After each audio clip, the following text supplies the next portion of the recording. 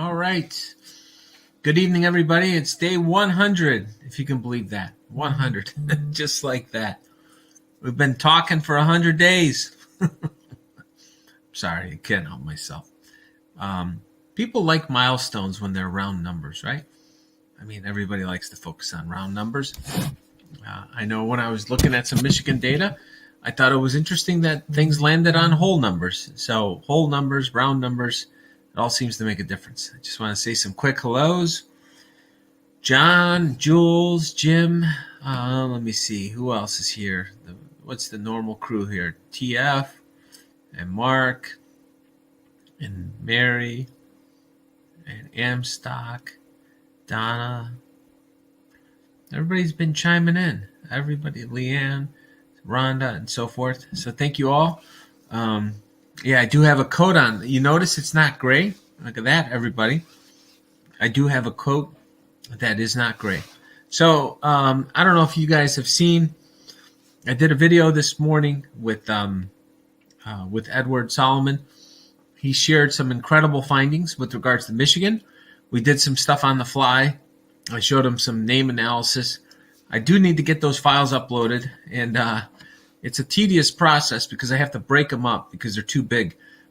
So I think it's 100 million megs per file. So I'll have to have them broken up and get them posted tomorrow, or try to figure out how to shrink them. But basically, the last name analysis on all these counties with regards to the 5 battleground states. Yang Wang, there you go, Jeffrey. That was the standout. I think it was 1,001, right on the button, right? Because I said 1,000 names. Let's look at the 1,000, and sure enough, it was interesting, right? That it just landed on Yang Wang. And folks, just so you know, when you read this stuff, there's a way they might be marking the names with another label. So even though it might not be the actual name, but there might be a bunch of Yang Wangs that aren't even labeled properly, but it's a way they signal to each other. I'm going to let you in on another little secret. Once I get these names out there, especially the unique last names, if you run those last names through a Google Translate function with regards to convert it from English to Mandarin, okay, it does come up with some Chinese phrases. Now, my problem is I don't know how to read Mandarin, okay? But all I do know is that there's like 600,000 unique last names in the 5 battleground states. And when you put those weird spellings and weird last names, that there's only one instance of those names into Google Translate, it comes up with some kind of weird phrase. Now, I tried to send this information off in December to people at the NSA because I don't have the tools to understand what the hell is going on with this. You need some really amazing technology to try to decipher if whether or not there's some evil people here on U.S. soil that are trying to signal to each other through the voter files of the United States. I don't know. I don't pretend to know what the hell it is. I don't know what it is. I do know that I spotted it. I have reported it back in December to the appropriate authorities. I have sent it out to other people that are involved in the intelligence agencies, random people here and there. So where does it come from? I think, first of all, this stuff is all so kooky or spooky, however you want to phrase it, that I can't help but think that it's coming from God, or put it this way, either it's God or our military or something has an incredible new technology where they can put stuff into our brains remotely, kind of like from a satellite, maybe. I don't know if that's what it is, or who knows? Maybe it's some kind of alien civilization. I have no idea. Okay, I'm not one. It's above my pay grade. All I can tell you is this information flows into my brain. Okay, where the hell is it coming from? I happen to think it's coming from God. Maybe it isn't. Maybe it's coming from something else. I think I can tell the difference, but maybe I'm mistaken. I don't know. All I know is pull the information out, and my attitude is I'm just going to set it all out there, and just put it out there for everybody else to make sense of it. Maybe some other people will see something that I'm not seeing, and and do something good with it. And so, yeah, I do agree, Susan. I do think it is God, not aliens. But I do think in scientific terms, and maybe there's some kind of advanced civilization that we're unaware of. You got to remember, even advanced civilizations, should they exist in the universe, they were created by God as well. So I don't want you to think that somehow these advanced civilizations, should they exist, which I do think that there are advanced civilizations throughout the universe, that maybe some of those are also created by God, and somehow God wants us to communicate with each other. Heck, God's trying to do his part to have us communicate with each other here on earth. So I don't know what to tell you. Where, we don't communicate very well with each other here on earth, yet alone just imagine if we're trying to communicate with other advanced civilizations across the universe. Right? You would hope that God would step in and help us figure out how to communicate here first before we start talking to other people. But I'm not sure how it all works. Maybe it's angels as well, Susan. So, anyways, that's what I would say. I do think obviously Edward came up with some incredible things. He kind of briefly told me before we went live that he came up with some cool stuff, and I said, well, let's, you don't need to tell me before you tell everybody else. Let's just share your findings with the world. And sure enough, that's what he did. And so it's a wonderful thing. I do think, I don't know what happened to Farmhouse Mittens. I haven't seen Farmhouse Mittens either. I just noticed that. I'm looking over here. But I do think it's pretty cool that he's sharing these insights with the American people, with the world. Folks, this stuff is not just happening in the United States. It's happening worldwide.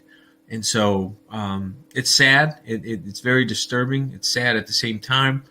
The good news is, as more people learn about it, the more likely it is to be solved. I have spoken with other people from other states, and out of respect for them, I don't want to share which states and which people they are, but this is what I will say. There's a tremendous amount of wonderful patriots out there in other states that are fighting very hard for all of us. It's a beautiful thing. A lot of mathematicians and physicists and other, people in computer science and engineering. I think it's absolutely outstanding that people are coming up with different insights, sharing those insights. I'm sharing my insights with them. I'm trying to get the word out as much as I can with regards to ways that they can create their own version of phantom voter scores. And I think it's wonderful. I'm fine sharing the the building blocks of how they could do it themselves. And, I am a little tired, B-Ran. It's been extremely draining. It's draining to talk about this stuff as much as, at times it's exhilarating, but other times going over it is very draining. And so, the readings tonight are not too long. So I'm going to just say a couple other things and we'll go to it. But as you may know, I did decide, I've been putting it off as long as possible about this concept of possibly running for office. It actually turns my stomach and it made me very sick. I kept dreaming about it last night. I kept thinking about it this whole weekend about possibly running for political office. And I have to say, I've never felt so sick, with regards to, this stuff. And my attitude is, hold on a second here. Got rid of JP. JP's no longer with us. The fact that I feel so sick about it, I do think maybe it's one of the things I'm supposed to pursue then, because when you feel real sick about doing something that you don't really want to do, but you're kind of being asked to do it, it sometimes is a sign of itself, right? That you're trying to put it off. It kept kind of nagging, and so forth. But no, JP's gone. JP, Travis, pull up. Is this another one? Okay, that one's gone too. Okay, I don't know why we had two of them. Okay, well, that one's gone too. Anyways, so we'll see. As I said, I posted on Telegram. If you guys haven't read it, me running for office, for U.S. Senate, I will run as an independent. I won't. I really don't have any desire to collect a bunch of money. I would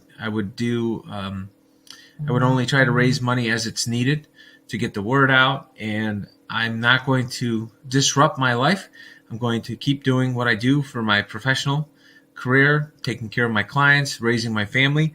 I'll run at night, and that's why I already talked to my wife about it. I'll run at night and on the weekends. And somebody said ice cream, right? That's pretty funny. The problem with ice cream is they put soy in ice cream as well nowadays. They're disgusting. They try to put soy into everything. Raise money for your bail. Anyways, you know what, Jack? That's not too funny. So I don't think you need to be here. So Jack is no longer with us out either. But anyways, I'm just saying that from the standpoint, I think that politicians in D.C., we should go there and basically go there, vote on the laws, come back home and live our lives. I think politics has become corrupted by people that stay there. They do their own damn thing. They get in a bunch of riffraffy type of trouble, and then they figure out ways to connive and steal and do all this horrible stuff to the American people and people around the world. Not just the American people, but people within our Congress do a lot of bad things that hurt the entire planet, hurt other people around the world. I do think is, let me see here. I'm not sure who all these little trolls are, folks. Maybe they're all friends of the duck. Maybe that's what it is, right? Maybe the duck is bringing people out. I love the conspiracy theorists, folks. No, but all I could tell you is that the data is going to reveal what it is. This is what I will say.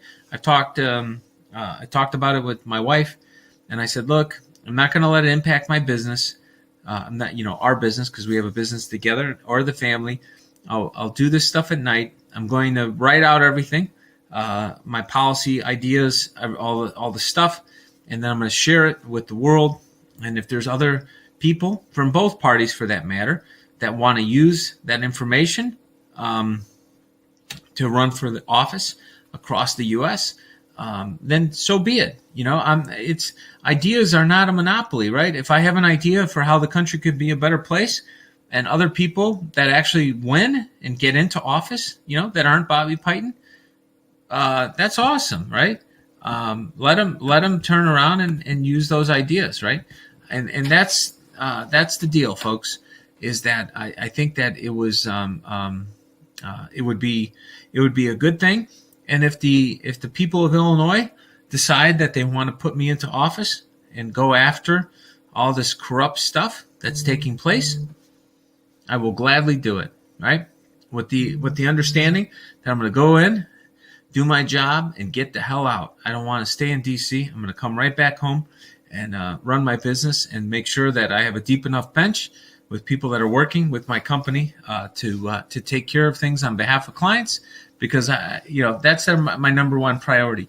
My clients provide my family and myself security, and frankly, I love helping people navigate these crazy times, and so I don't want to change all that and so forth. So, what's with all these goofy people out tonight? You notice this? Look at this guy. Bobby Piton for prison. That's pretty funny. Anyways, these guys are just a bunch of douches. We got a bunch of douches. We got the douchey douches. like Douchey, Douchey from Ducey from Arizona. So, anyways, it's just very weird that they're just kind of like keep coming, like little gremlins. We got a bunch of gremlin trolls out tonight, folks. Gremlin trolls, and so anyways, let's go to the Bible. Sorry, folks, it's been I don't know. I just wanted to get it out there and explain it. So the death of Moses, Deuteronomy 34. Then Moses went up to Mount Nebo from the plains of Moab and climbed Pisgah Peak, which is across from Jericho, right? And this is where Moses is about to die. And, Moses, the servant of the Lord, died there in the land of Moab, just as the Lord said. The Lord buried him in the valley near Beth Peor in Moab. But to this day, no one knows the exact place, right?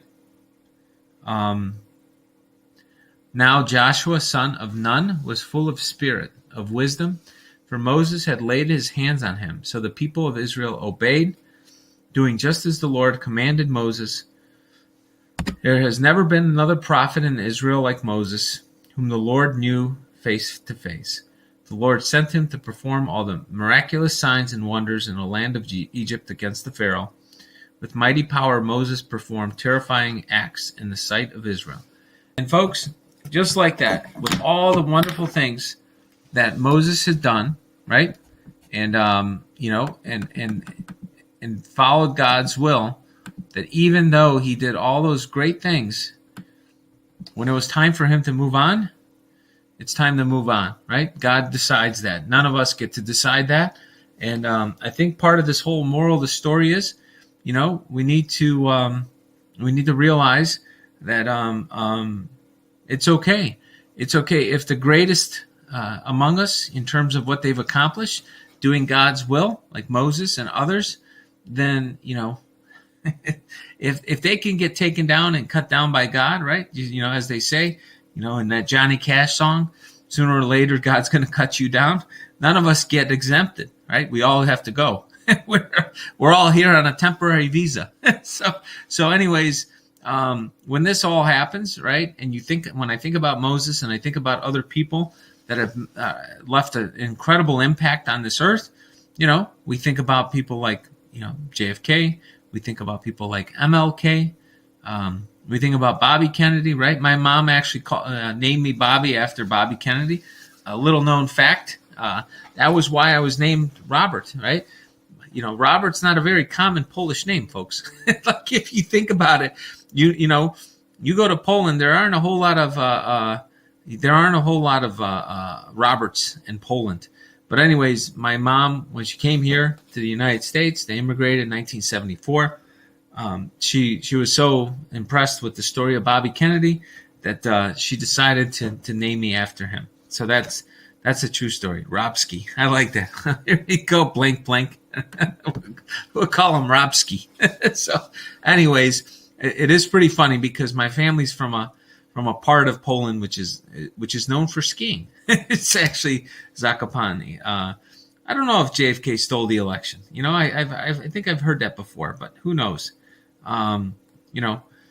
Anyways, let's go to Joshua 1. And so, Joshua 1, U2. I think Joshua Tree, right? That's the big album that I think put U2 on the map. After the death of Moses, the Lord's servant, the Lord spoke to Joshua, son of Nun, Moses' assistant. Moses, my servant, is dead. Therefore, the time has come for you to lead these people, the Israelites, across the Jordan River into the land I'm going to give them, or giving them. Okay? No one will be able to stand against you as long as you live. For I will be with you as I was with Moses. I got to tell you, folks, that's got to be a heck of a thing, right? To have God basically say, "Don't worry, I'm going to be with you through thick and thin." That's got to be pretty amazing way to help lead a nation, is to know that God is on your side. And so that's pretty remarkable, right? God was on the side of Moses. Now he's on the side on the side of Joshua. Be strong and courageous, for you are the one who will lead these people to possess all the land I swore their ancestors I would give them. Right? Be careful to obey all the instructions Moses gave you. Do not deviate. Right? This is the thing that got Moses into trouble, folks. When you get the rules and you get the message, you got to follow the message. You don't get to pick and choose, right? That's the tough part. There's things that, kind of makes me kind of sick, right? This whole thing about running. I don't want to run at all. It actually makes me very sick. I kind of want to go back to a little bit of normalcy in my life. And, maybe that's why I'm kind of sick to my stomach, because I'm sitting there thinking, some people told me my life may not go back to being the way it was. And I kind of laughed it off, like, I'm just going to kind of do this stuff and kind of move on. And then, the more I seem to do, the more it kind of pulls me in and so forth. And so, like I said, I'm just going to do my part and see how it plays out. But I'm trying not to think about it too much. Right now, I'm just kind of venting. You guys are here every night. We've been talking for 100 days. So if I can't vent with you, who the heck can I vent with? I don't know who else to vent with about this stuff. My wife has told me that I've heard these dreams so long that it doesn't shock me. So she's not really shocked by any of them, and so forth. And so, I always kind of keep pushing everything off as much as I can. And so, that's the way it is, I guess. So Joshua charged to the Israelites. Joshua then commanded the officers of Israel, go through the camp and tell the people to get their provisions ready. In 3 days, you will cross the Jordan and take possession of the land, right? Sounds like a war order, right? That, basically, he's basically telling them to get their provisions ready and to go to war. We will do whatever you want. Hold on. So then basically they crossed over, and then they answered Joshua, we will do whatever you command us. We will go wherever you send us. We will obey you just as we obeyed Moses. May the Lord your God be with you as he was with Moses. Anyone who rebels against your orders, does not obey your words, will be put to death. So stay strong and be courageous. And folks, once again, with regards to, with regards to doing that, we're seem to be at that kind of critical junction in this nation's history, right? It's Memorial Day. We've had so many people sacrificed and die, sacrifice time away from their family for the veterans, and then people that have actually died, who served this nation and served not just this nation, but served humanity, right? When we think about it, the United States, as much as we have faults from early on in our history, we did do some things that, every nation has. But, in the context of history and where this nation was versus other nations, we basically, we weren't acting out of line. We were acting within the times of how people were. There was a lot of divide, you conquer or be conquered mentality globally. And the United States, free people decided, what, we're going to try to do the same damn thing. We're going to conquer lands and so forth. But we didn't go around the world and try to do it, right? So now it turns out there's a bunch of sick bastards that took this country, tried to take this country over from within.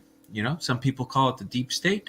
They've tried to install governments around the world, tried to cheat other governments out of a fair and equitable election process. They went around the world preaching to the world, we need fair elections. Everybody should have a right to vote. And then meanwhile, they use the hammer and they use the scorecard, and they do those two things to kind of put in and install corrupt governments that answer to them. And right now, that's what we're all uncovering right now. And so we're uncovering it not just in the U.S. I do believe it's happening in Canada, Australia, New Zealand, possibly Japan. I don't know if we put it into Japan. I got a message today that it's taking place in the Netherlands. So, there's this Mad Merkel who kind of looks like Hitler. It looks like the daughter of Hitler. If you look at photos of her, I think she's a very evil woman. This is without any connection to Hitler. I think she's just a very evil politician. She's done a lot of damage, not just to Germany, but to all of Europe. Yes, I call her Mad Merkel, and I've said that for years. And then Mayhem May, from the UK. Mayhem May from the UK and Mad Merkel from Germany. Those two have done so much damage, to Europe. And I'm very glad that Mayhem May is gone, but now we have a corrupt mayor who's in London, right? This guy is a piece of garbage. There's no way that little guy won. And I think that they just stole the election for him. So I know I have a bunch of people from the UK watching. Folks, in the UK, this is why you got to make sure you get your Second Amendment rights in the UK. When we're done with this crap worldwide, okay, when we help save the world, yet again, the United States, our blood and treasure, our military and our money, when we help save the world, yet again, the free people of the entire planet that live in the United States, I think we need to make sure that all the nations that we bail out this time around, they put in place a Second Amendment. Mm-hmm. We need to make sure you got our help. No problem. You guys, every citizen in your damn country has to have a gun. I think we should have it mandatory. I think every citizen in this country should have a gun. Every law-abiding citizen in the United States should have a gun. Every law-abiding citizen in Canada should have a gun.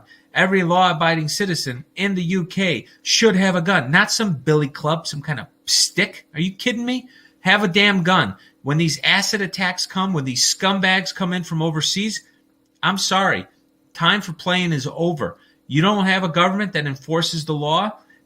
When invaders come, you take them down. You got to cut them down because we see the situation here, what's happening. When you have a situation where we're being overrun and our politicians are bought off by the very forces that are causing these scumbags to come in, this is what's going on. Bobby, would your wife let you have Tuesday to be UK Prime Minister? I don't know what that means. I don't know what that means. Anyways, I do think that's a funny. I don't know what you're saying there.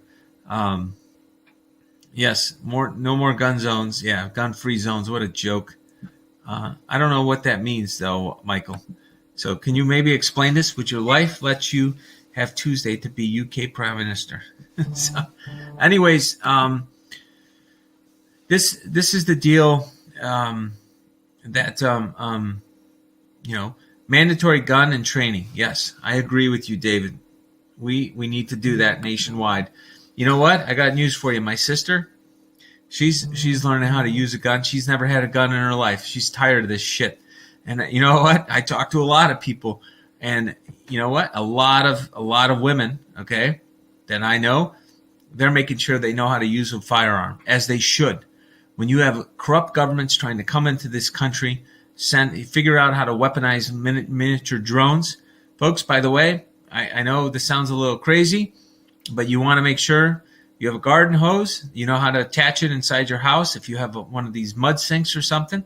If these little drones ever come in and try to attack us in our homes through AI, through our phones and so forth, spray them down with water. That's all I can tell you. Make sure that you're prepared. That's the kind of stuff. I can't believe that these are serious conversations. Like, I have to share some of these insights as I'm researching this stuff, that this is even in the realm of possibility because of the amount of unbelievably horrific, evil traitors on U.S. soil, right? That this is what's going on U.S. soil. We've been sold out we've been sold out by some very evil traitors on U.S. soil, and we're going to have to bring them to task at some point. I'm just sitting there waiting for when it is, right? Anyways, let's go to Joshua 2. Got to love these intermissions here, right? Yeah. Well, cyber attack is not the only problem, Boxing Cat. There's a lot worse than that going on, So there's a lot worse going on than, just the cyber attack. And just try to start looking into it is all I can say. I try not to think about it too much, but I maybe I'll have to put some of my thoughts together in one spot for people to start thinking about. Anyways, the Rahab protects the spies. Joshua secretly sent out 2 spies from the Israelite camp of Acacia Grove. He instructed them, scout out the land on the other side, especially around Jericho. So the 2 men set out and came to the house of a prostitute named Rahab and stayed there for the night. But someone told the king of Jericho, they came out to spy, bring out the men and have them come into the house. Okay? So before the spies went to sleep that night, Rahab went to the roof to talk to them. I know the Lord has given you this land. We are afraid of you. Everyone in the land is living in terror. For we have heard how the Lord made a dry path across the Red Sea. Okay? No wonder our hearts are melted in fear. No one has the courage to fight after hearing such things. Now swear to me by the Lord that you will be kind to me and my family since I have helped you. Give me some guarantee that when Jericho is conquered, you will let me live along with my father and mother, and brothers and sisters and all their families. We will offer our lives as guarantee for your safety. The men agreed. If you don't betray us and you keep your promise and be kind to you when the Lord gives us the land. Okay? So before they left, the men told her, we will be bound by the oath we have taken only if you follow these instructions. When we come into the land, you must leave this scarlet rope hanging from the window, and all your family members must be inside the house. Then go into the street. If they go into the street, they will be killed, and it will not be our fault. If you betray us, we are not bound by this oath in any way. I accept your terms. The spies went up the hill and stayed for 3 days. Then the 2 spies came down from the hill, crossed the river, and reported to Joshua all that happened. The Lord has given us the whole land, for all the people in the land are terrified of us. So, folks, if you think about the times we're living in right now, and I've been seeing this firsthand. I'm not sure how you set a moderator. Do you know how to set a moderator? I'll set a moderator. Hold on a second. Let's see.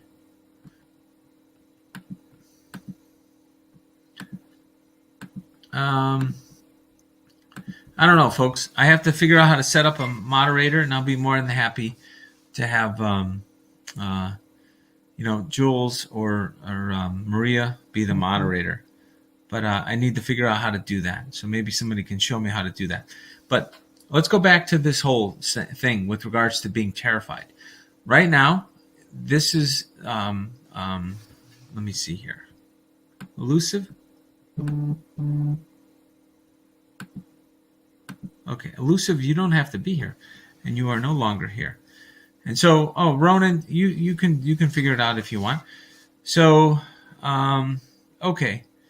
So the deal is, the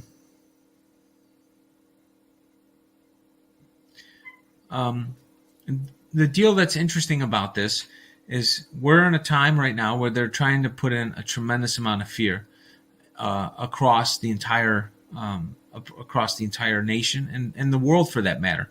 They're trying to scare people into thinking everything is going to collapse, and so forth.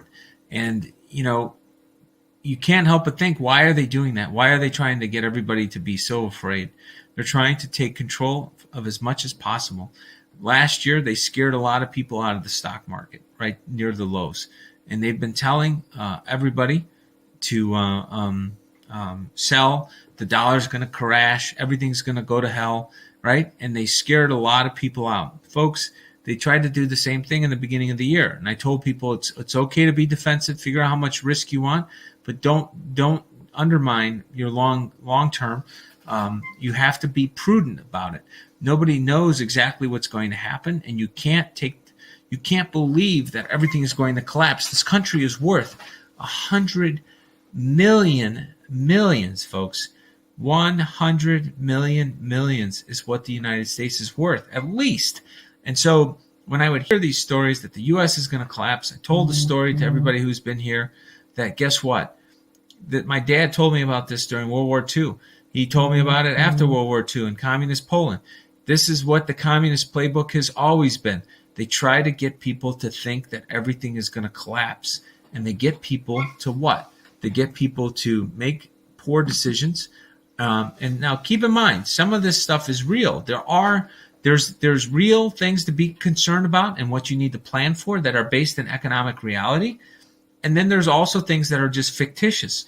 And there's things that are being said to scare the hell out of everybody.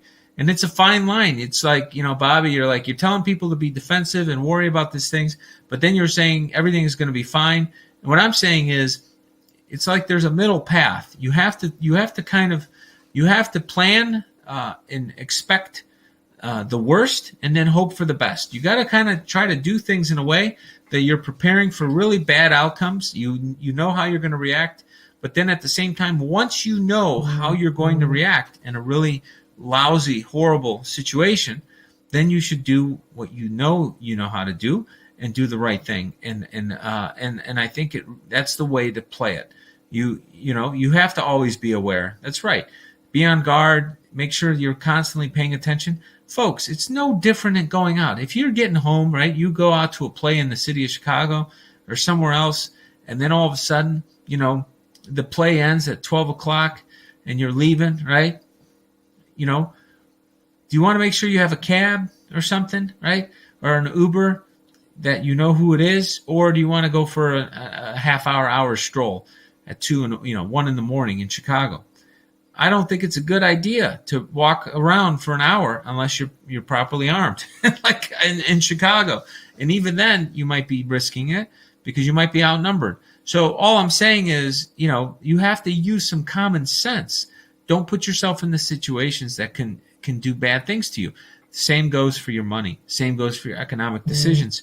Do things that are sound and make sense, and stay away from the people that are profiting from always screaming the sky is falling, right? It's like everything's going to collapse all the time.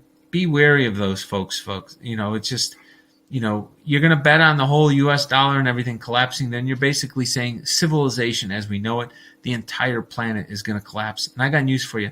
If that really happens, we're all screwed anyways. Everything's going down, and so let me see here. Okay, Elusive Gaming is gone. Okay, gaming is also gone. All right. Some weird people out tonight, folks. I'm not sure what's going on with all these people. Anyways, so let's go to Luke 13. We'll kind of change it up here. Jesus went through the towns. Someone asked him, Lord, will only a few be saved? And he replied, work hard to enter the narrow door to God's kingdom. For many will try to enter but will fail. When the master of the house has locked the door, it will be too late. We will stand outside knocking and pleading, Lord, open the door for us. But he will reply, I don't know who you are or where you came from.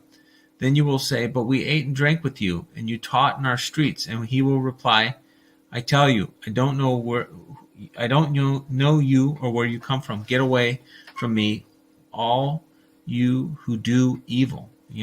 So when people do evil, God wants nothing to do with them.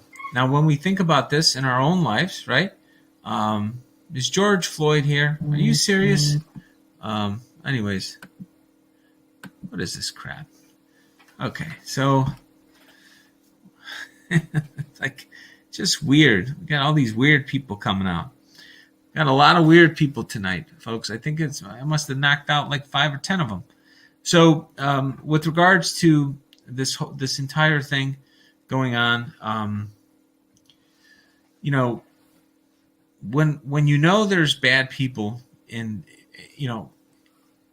I guess I'm not saying your family or friends, but people that you kind of know about that are bad, you have to do things to blunt them as much as possible, right? Ironically, this is what the left is trying to do to good people. They try to do things, where they're trying to, hold on a second here.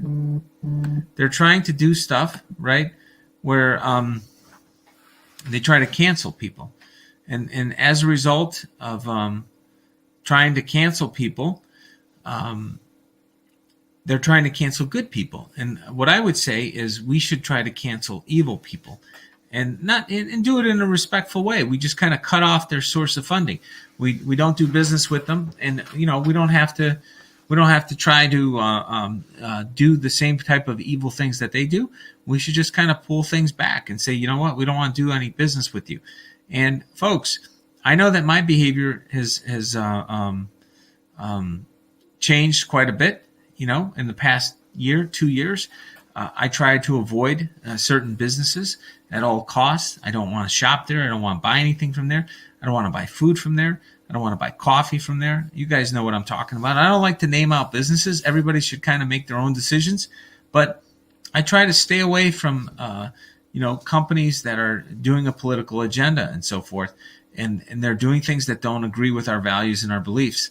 And I have talked about this, that we, the people, have kind of created this situation by not being engaged enough in the investments that we make, and that we don't have people that are managing our money that actually care about these things. And that's one of the things that we need to ask ourselves is, who do we want? Who do we have helping us in every facet of life? Whether it be the grocery store or the local farmer, or you buy things from a co-op for food. All those types of things matter. Mm-hmm. And I think that, I try to avoid everything, for example, from buying anything from China. And in fact, I've gone as far as telling my, hold on a second. Okay. I've told my wife on things inside the house, right, that are made in China that we bought in years past. If we can find alternatives, I've been encouraging her to figure out how we can get rid of anything that's made in China. Now, sometimes I feel bad, right? Because the stuff is made in China. I want nothing to do with it. And, and from my perspective, I know that the people in China, they're not the ones that did this bad stuff. It's evil people that are doing it. So I'm not mad at the Chinese people per se, but I'm kind of disgusted with the corrupt CCP, but then the corrupt CCP might be controlled by other more corrupt people, out of Italy, and particular families and bloodlines that we all kind of heard about. I don't know, right? I'm kind of trying to make sense of this as everybody else is. You kind of look at the information and you're trying to make sense of it. And it's kind of crazy, right? Because a lot of it checks out. So you look at this data, you look at this information, and it's like, wow, at first it sounds crazy, but then you keep finding more and more proof that it's not crazy, that it's actually true. And, just makes you shake your head, right? It's like, what the heck? So anyways, I think that just going forward, trying to support your local Americans, the local businesses, local Americans, these very evil, corrupt people have tried to destroy the middle class as well as entrepreneurship in this country last year with this virus. We, the people, need to push back against it. Long term, I think it'd be wonderful when we get the right government installed. When President Trump is back in office, folks, and all I could tell you is when President Trump is back in office, and I do think, I do believe, I don't know, I don't have any proof. I'm just going off of intuition, folks. I don't have any more information than anybody else. But I do think that President Trump will be back in office a lot sooner than people think. And sure as hell is it going to be in 2024. I think it's going to be much sooner than that. For all I know, my name's Bobby. Boy, look at this. We got some guy named Bobby. And look at this crap. This, Bobby Piton was black. So somebody named themselves Bobby Piton. Isn't that something? I'm not sure how that works. Amber the Bobby Piton. Anyways, it's just kind of weird. The whole thing is bizarre with these people. But going back to what I was saying, what was I saying? It's just kind of bizarre. Oh, with regards to President Trump. President Trump is in, and all these companies that screwed the American people, the multinationals, really mistreated the American people the way they did, and just not just the U.S. but globally, they mistreated people worldwide. I do think there should be a very one-time toll or tax that all this money is confiscated from these mega corporations, all these excess profits that they earned. 3 companies last quarter earned, $70 billion. I'm sorry, 4 companies, $70 billion in 3 months. I do think that money, it should be taxed at 100%. I would tax at 100%. If I was president of the United States, I would say, you know what? I'm doing an executive order, 100% tax on all that money. All that money is going back to any business. I would look at how long a small business was in business, how much they paid the American people in taxes over the past 5-10 years. And I would make sure that those businesses that paid an amount in taxes, I would make them all whole first. So if a business paid the government $200,000 in taxes over the past decade and they got put out of business because of this, I would give them their $200,000 back. I would do a full refund. That's what I would do. All the small businesses in America, whatever you paid in taxes for the past 10 years, all your money's back. Go back in the business. And that's the way we should do it. We should turn around and just take all this cash from these companies that took advantage of the situation, that were globalist corporations, and then do that. With regards to the Jenna thing, I'm not entirely sure what she's all about. I wouldn't look too much on it. I do think that, I think something's off with her in some respect. I don't know what. It just, I don't have a positive feeling about her. I don't have a super negative feeling about her. I just have a feeling that I don't know her. I don't trust her. I don't fully trust her. Would I leave her alone with my kids? Absolutely not. I don't trust her at all. That's my litmus test. Would I want to leave this person with my kids? And what I could tell you is I would not want to leave them alone with kids, even if I had a damn camera on it. Okay. I wouldn't be interested, and so forth. So who do I have to hammer now? What's going on here? I don't know. I don't know what's going on. I don't know what's going on. Globalist. Okay. There will be weeping and gnashing of the teeth. You will see Abraham, Isaac, Jacob, and all the prophets in the kingdom of God, but you will be thrown out, and people will come from all over the world, from east and west, north and south, to take their places in the kingdom of God. And note this: some who seem least important now will be the greatest then, and some who are the greatest now will be the least important then, and so forth. And y'all stupid. Yeah, there you go. Y'all stupid. I'm sorry, I couldn't help myself when I saw that. Y'all stupid. When somebody kind of writes that y'all, you kind of think about the y'all. So anyways, I hate Donald Trump. He's in the wrong group. If you're coming into this group, you don't need to be, you're probably in the wrong group, because you're all stupid, because you're stupid. I'm sorry. I can't help myself. That's a pretty funny little phrase he had. Okay. So let's go into Jesus replied. This was with the Pharisees. Go tell the fox that I will keep on casting out demons and healing people today and tomorrow, and the third day I will accomplish my purpose. Yes, today, tomorrow, and the next day I must proceed on my way, for it wouldn't do for a prophet of God to be killed except in Jerusalem. O Jerusalem, Jerusalem, the city that kills the prophets and stones God's messengers. How often I have wanted to gather your children together as a hen protects her chicks beneath her wings, but you wouldn't let me. And now look, your house is abandoned, and you will never see me again until you say, blessings on the one who comes in the name of the Lord. So it's an interesting thing, right? We've talked about this before with regards to sometimes, Jesus has told other stories about this where you have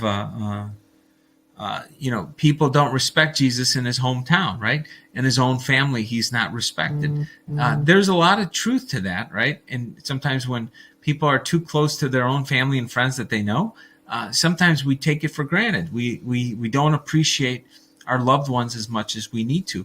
I think that's the key takeaway, is that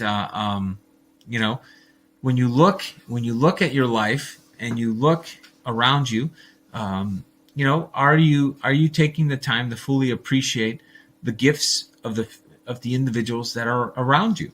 Sometimes when you're too close to the situation, you don't fully appreciate it. So when I kind of read that, and we've seen this before, this is what comes to my mind, is that you really want to make the time and think through what is going on around you. Be present in the moment. Think about being present in the moment. And I would say, what is it about the people that are around you, family and friends and colleagues and so forth, that makes them truly unique, and more talented than you might be giving them credit for relative to everybody else? And I think if you do that and you look for the best in those around you, and you focus on those things that make them the best, I think it will build a better society longer term when you encourage those that you have a direct impact on, right? That's the key. Like sometimes if you don't have a direct impact on the people, that are in your circle of influence and that live your values, it does detract from the world. This is one of the reasons why it's so important to buy local, support local businesses, because if you can be attached in some way to local businesses, local produce, and so forth. Even when I say local, I mean American, right? Buying stuff from America, not always buying stuff overseas. It's okay to buy some stuff overseas, but what I'm saying is we need to also support everybody who's here first. I do think this concept of Americans first, not just America, but Americans first, Americans above Republicans, above Democrats, above independents. We should be all Americans first. That concept will help solve a lot of other problems. It really will. If you take care of everybody first, on our own soil, then we can worry about, taking some of the shortages that are created and the excess demand that we have and look elsewhere overseas and so forth. And that's the way it used to be, and I think we need to go back to that. It was extremely effective, for a very long time before we created this mess that we find ourselves in today. One Sabbath day, Jesus went to eat dinner in the home of a leader of Pharisees, and the people were watching him closely.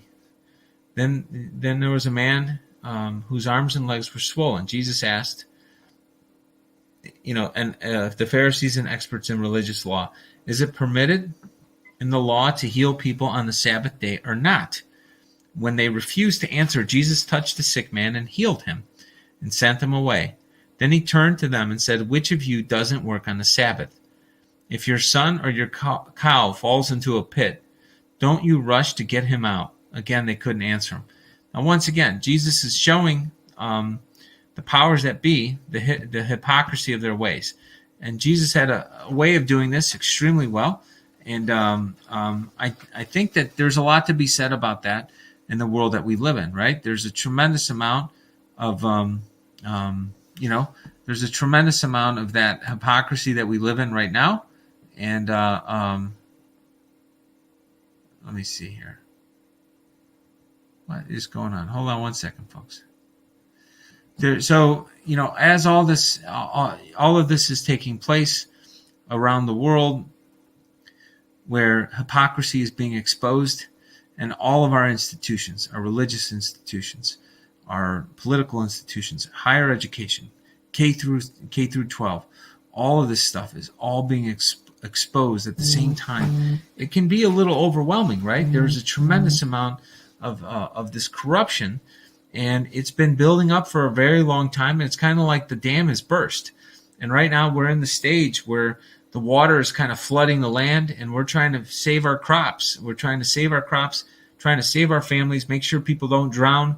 We're trying to do all this type of stuff at the same time, and this is what's difficult, because once this tsunami of fraud, that's a good phrase, I like that, this tsunami of fraud gets unveiled, and as we kind of come to grips with it and make sense of it, we're going to have to rebuild when the tsunami is kind of finally dies away. And these scumbags are changing the history books. They're doing a lot of really bad stuff. It's very crazy indeed that, we're fighting a lot of different fronts at the same time. And all I can tell you is there's going to have to be a way that we can, take a look at where things were before they started to change all this stuff, and it's going to be a little bit of work. And I think the best thing we can do is keep physical books. We need to journal. So for everybody out there who's listening, I do have a lot of people that follow me on YouTube, as well as on Telegram, that are north of 50, right? 50. The largest segment of people that follow me are people, I think, over 55. I think that's the age. 55 and older is the largest number of people. I think it's probably 60 to 70% of the people that follow me on social media are over the age of 55. And I've been giving it a lot of thought. And what I would say, if for all of you that are and you don't have to be over 55. You could be 50. You could be 40. I'm just saying that in general, if you're over 55 and you know what this country was like, and you have your own experiences and your own wonderful stories to tell and insights, and you built businesses, or all these other things that you did, right? I think you should take the time to document what the United States was like in the 70s, in the 80s, in the 90s. I can remember back to the 80s, right? I happen to be 45. So if I can remember back into the early 80s very vividly, when I was like 6, 7, 8 years old, if you go back to the 70s and you think about things in the 60s, if you happen to be in your 60s or 70s, please document it, record it, do a video, for your own sake. You don't have to publish on YouTube if you don't want, just save it.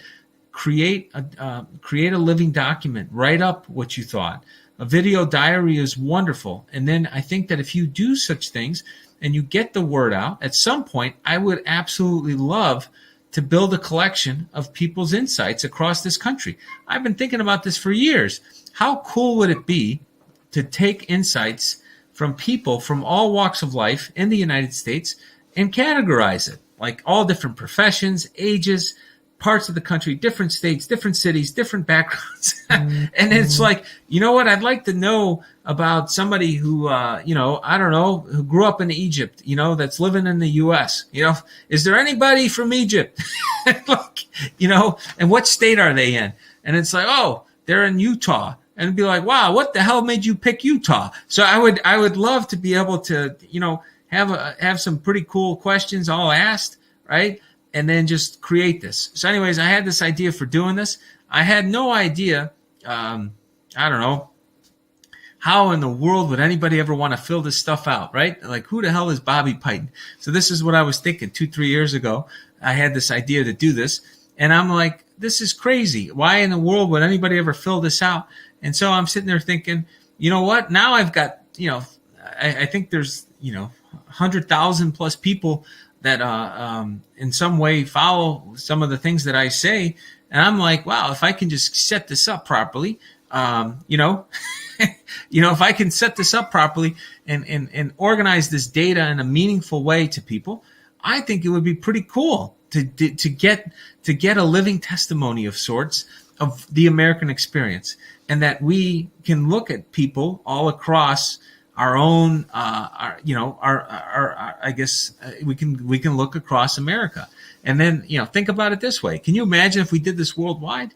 We got something going like this worldwide. I wanted to see what it was like in Israel. I wanted to see what it was like in, Pakistan, India. And then I could pull all this stuff out. And the key is standardizing it, right? You want to kind of have some kind of reference points where you can standardize it for everybody to see. But anyways, I think that would be super cool. At some point, I will do this, but I got other things I got to take care of first. I'm trying to get this stuff figured out with the election and do the best I can. The good thing is I have, it's not just me now. There's at least 4 people now working with me on the team, and I may bring on one more, maybe 2. And then I have a board of at least 6-7 people on the board that are kind of behind the scenes. So even though I may not look like it, I do talk a lot to other people, and and I'm kind of deciphering all these ideas.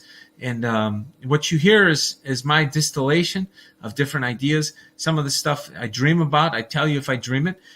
If somebody tells me something that I didn't dream about, I do like to try to give out give out the information, for who owns the insight. I don't like, this is where Ayn Rand gets into me. I don't like second-handers. I don't like people that steal other people's work. It just grates on me. It's no different than stealing a vote. So anyways, that's the deal, folks. So let's go to the Psalm 79. If you guys can read that one, we're going to go to the finale here, which is, hold on a second. This is Proverbs 12. We're going to wrap it up. Okay. The godly give good advice to their friends, and the wicked lead them astray. Folks, I think it's, when you think about this, the godly give good advice to their friends. A good friend, when have you ever had a good friend give you lousy advice? Hence, it kind of defies the definition. If they're a good person, and they're not somebody who's what's the word? Envious. That's the key. What makes people envious? It's tough to decipher, right? Some people have a hard time with other people doing better than them. I can't believe it's such an unfathomable thing to me. With regards to, when you think about envy, you never get anything but pain. So when you actually are celebrating someone's good fortune, and you celebrate someone thriving and doing well, I got to tell you, I really believe this, right? And you guys may think it's hocus pocus or something silly, but I do believe that when you truly are sincerely grateful and happy for other people thriving around you, family, friends, strangers, even like people you've never met, other Americans, other people around the world, I do think God shines His grace on thee. I do believe that God winks at you. If you actually take pride in other human beings doing well around you, I really believe that God winks at you, and God gives you good grace and good fortune, and God rewards you for being a good person. I do 100% believe that, and I think that when you do that, you should also think about giving good advice to your friends. so like good advice to your friends is, hey, be grateful, be happy when others around you are thriving. You want to live in a town where everybody's suffering, or you want to live in a town where everybody's doing great and you're just trying to keep up? You're just trying to keep up with everybody doing great. It's not a bad place to be, folks. If you can be around a bunch of people that are doing great, then damn it, you're going to do pretty damn well as well. It's kind of hard. It kind of rubs off on you if you get into the right environment. And wicked people do lead you astray. Wicked people are the ones that are envious, are jealous, want to see other people fall and fail, and they laugh at them, and they encourage them to stay down. All these types of evil things that we see in the world. You don't need to be part of that. Who wants to ever be part of that? All you have to do, it's not complicated. This is a perfect thing. Empathize. Just put yourself in either situation. If you want advice, do you want good advice or bad advice? You can answer that question pretty quickly. And then, the next question is, would you consciously lead people astray in a horrible way? And I would hope that you would say, no, I would never do such a thing. Well, then stay away from people that try to do that to you. That's the deal, folks. That's the deal. That it's not more complicated than that. So with that, I just want to go through here, and I want to say St. Michael's Prayer. Okay, we're going to do St. Michael's Prayer real quick, and then we're going to say, St. Michael, the Archangel, defend us in battle, be our protection against the wickedness and snares of the devil. May God rebuke him, we humbly pray. And do thou, O Prince of thy heavenly host, by the power of God, thrust into hell Satan and all the evil spirits who wander through the world for the ruin of souls. So I just want to say thank you all so much for coming out. God bless you all. I love you all for taking the time. You like that? I did my y'all, like somebody else made a comment earlier. No, but I do love everybody for taking the time. I know, it's a holiday. Memorial Day is meaningful to all of us true Americans. And I do hope that some of the things that we talk about get you to think about your own perspective, what the words mean to you. You pick up the Bible and read it some more on your own, and really pray on it and talk to your family and friends, and start having more making it feel less weird. I will say a couple things. I just want to say this right as I'm kind of winding off. Okay, it was kind of weird talking about God at first when I went into the Bible. And maybe that's part of the reason why I did it. Even though I have such a strong faith in God, I've had a strong faith in God my whole life, right? And I grew up around it. I pray a lot. I've always prayed a lot my whole life. It's one of the things that very few people knew about me. Even my own sister didn't realize how much I prayed, right? That's what's so funny. My sister's, I've been her younger brother my whole life, right? My sister was 9 years old when I was born, and she had no idea how much I prayed. And we talked about this. And, when I think about that, these weasels convinced us to keep to ourselves, not to share our faith, not to share what works for us, why prayer is so powerful. And they did a heck of a job, because even on me, I'm just speaking from my perspective, even someone that I analyze everything backward and forward, inside and out, every single angle, even though I knew for myself that there was nothing wrong and this was the right thing to do, and it still felt uncomfortable. It felt weird, like I was, I don't know, like it was inappropriate. It was wrong. I shouldn't do such a thing, right? And I shouldn't do such a thing as what? Sharing insights as to why the Bible is great, a great tool and good thing to look at for lessons of life and how to live a good life. How silly is that? So anyways, I'm just thinking about that, because this has been an absolutely outstanding experience for me, 100 days. And, I just thought I'd share that insight with everybody, that, if you feel uncomfortable, if you felt uncomfortable before, I feel you, I do hope that you feel less uncomfortable now, talking about your faith, doing things and so forth, with others around you. So with that, God bless you. God bless your family and friends. May God continue to bless the greatest nation in the history of the world.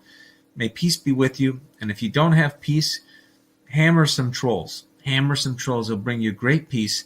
I got to tell you, it makes me feel good when I hammer a troll.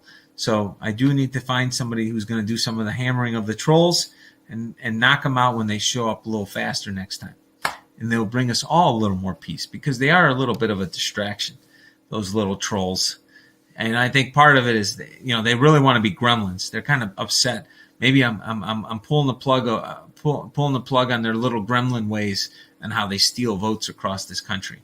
So anyways, with that being said, have a wonderful evening. I will see you all tomorrow. Have a good night. Thank you.